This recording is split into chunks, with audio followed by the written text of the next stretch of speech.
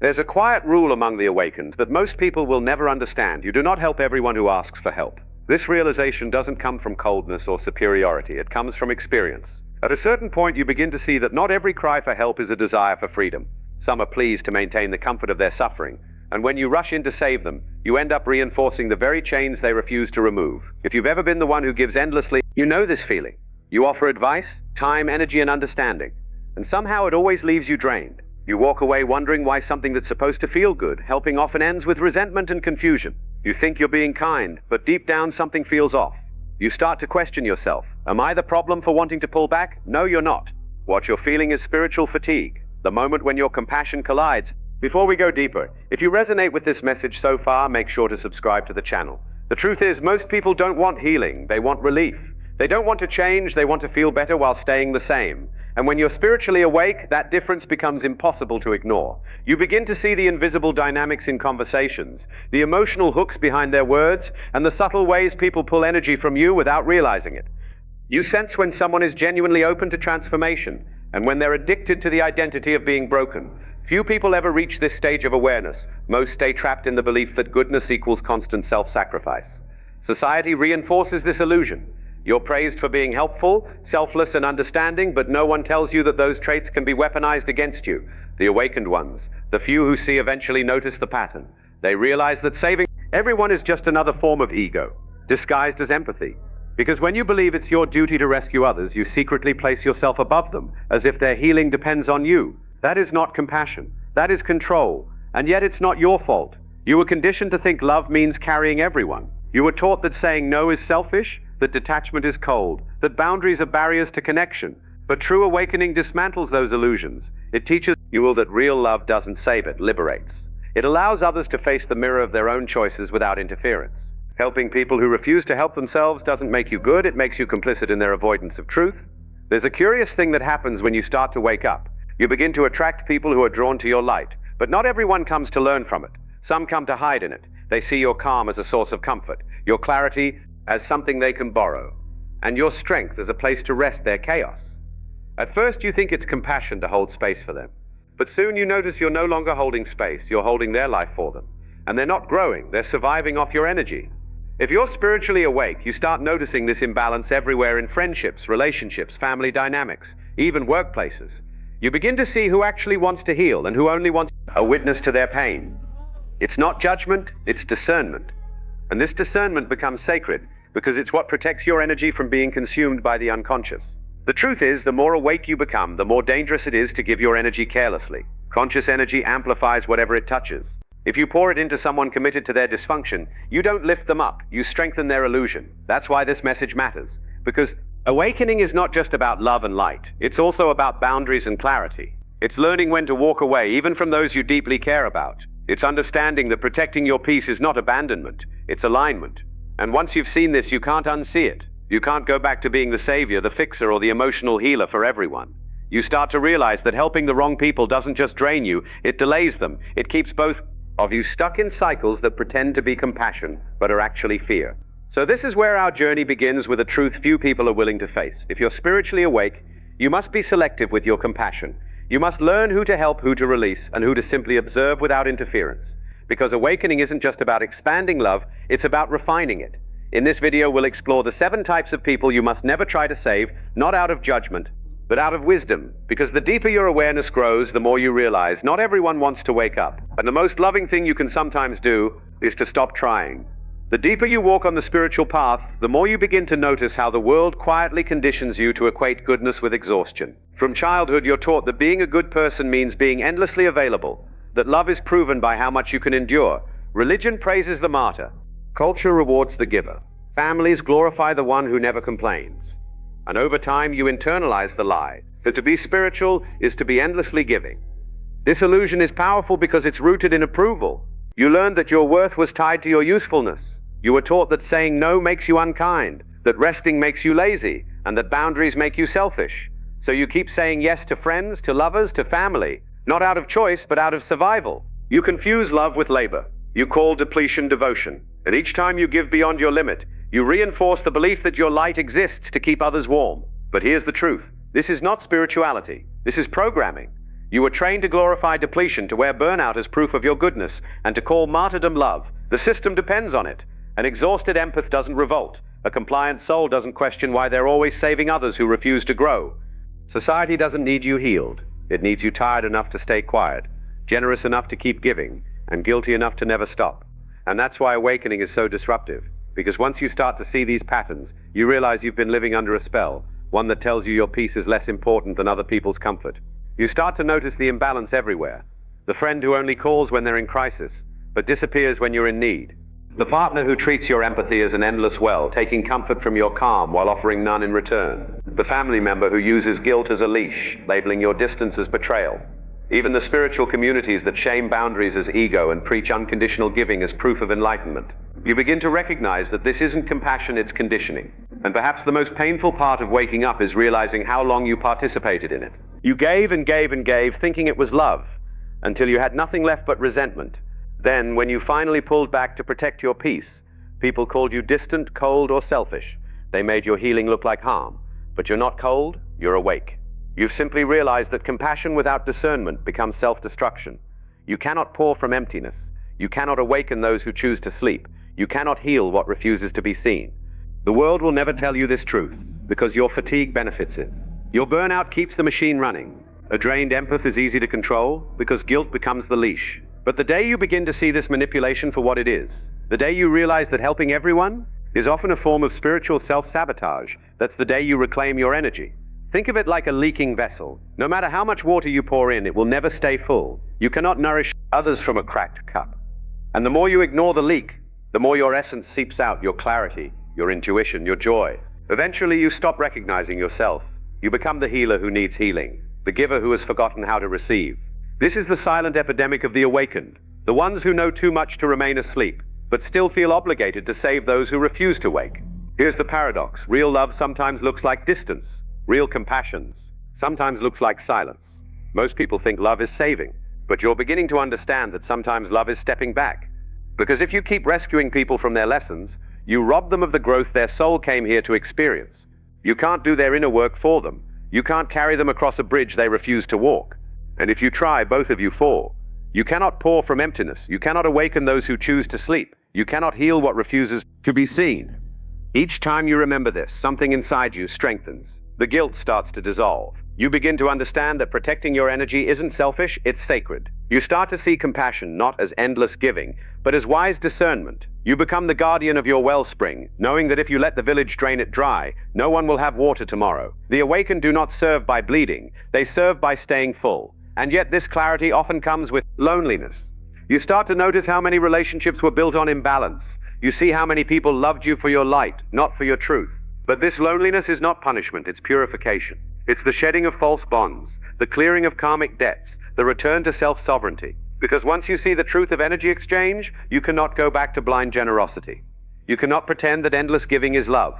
You cannot forget that saving others from their ESPN darkness is often just another way of avoiding your own.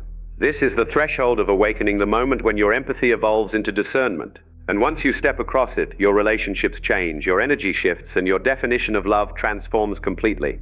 You cannot pour from emptiness. You cannot awaken those who choose to sleep. You cannot heal what refuses to be seen. This is not cruelty. This is clarity. This is not distance. This is alignment. This is not selfishness. This is self-respect. And from this point forward, every act of love you give will come from fullness, not fear. When you finally stop rescuing others, something inside you goes quiet. The noise of constant giving fades, and for the first time in a long while, you can hear your own thoughts again. But that silence can feel uncomfortable at first. You will feel alone, misunderstood, and even a little cruel. The people who are used to your endless availability will question your sudden stillness. They may accuse you of changing. They're right. You are changing, but not in the way they think.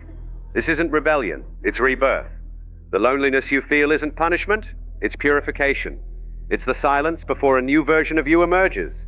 This is the withdrawal phase of awakening, when you detox from the addiction of approval. For years you found comfort in being needed. You equated significance with service. You believed that without someone to fix, you might disappear. But as you begin to detach from that pattern, your nervous system enters unfamiliar territory. You start learning how to sit in stillness without reaching for someone else's chaos to anchor you. You stop searching for validation in people's gratitude and start finding peace in your own presence. At first you'll miss the noise, the texts asking for advice, The subtle rush of importance when someone says, "I don't know what I'd do without you." You'll feel the emptiness where your old role used to live. But in that emptiness, something extraordinary begins to grow: self-respect. The quiet kind that doesn't need to prove itself through sacrifice. People will ask, "Isn't that selfish?" No, it's self-respect. "Isn't that abandonment?" No, it's alignment. "Isn't that pride?" No, it's protection.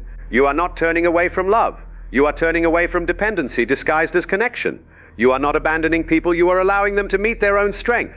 You are not closing your heart, you are choosing where your energy flows. It's easy to confuse this stage with coldness, because for so long your warmth was measured by how much you could tolerate.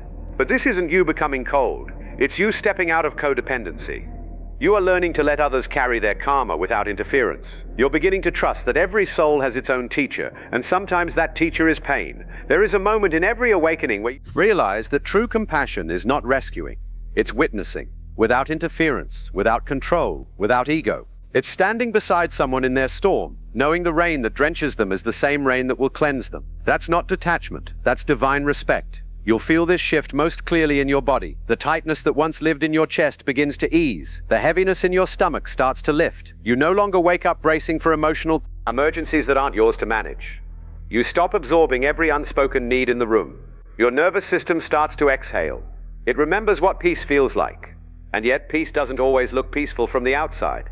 People may say you've changed, and the answer is simple: you have. That's the point of awakening. They may whisper you've become distant. The truth is you've simply stopped performing closeness at the expense of your sanity. They may accuse you've grown heartless. Let them. Only those still asleep confuse peace with apathy. This transformation is like entering a cocoon. Everything you used to be, the fixer, the savior, the constant giver, begins to dissolve. It's disorienting because your old identity melts before your new one is formed. But this is how all transformation works. In the dark, unseen spaces, your energy reorganizes itself. Your old self dies quietly so that your true self can live freely. In darkness, the old form dissolves so wings can grow. You start to recognize that your boundaries are not walls. They are sacred walls of a temple. Your energy is the altar, your peace the offering. Not everyone should be allowed to walk barefoot inside. You begin guarding this space not with anger, but with reverence. You finally understand that protecting your energy is not an act of fear, it's an act of faith. You trust that life knows how to reach others without you intervening. And in that trust, something miraculous happens. You start to return home to yourself. You begin rebuilding a life where your peace is the priority, not the byproduct. You take walks without your phone buzzing with emotional emergencies. You enjoy meals without analyzing someone else's pain. You rediscover hobbies, silence, laughter, and sleep. You feel your nervous system recalibrating to calm. It's not boredom, it's healing. Sometimes guilt will try to sneak back in. It will whisper, "What if they fall without you?" The answer is simple: then they'll meet the ground that awakens them. You are not the net meant to catch every fall.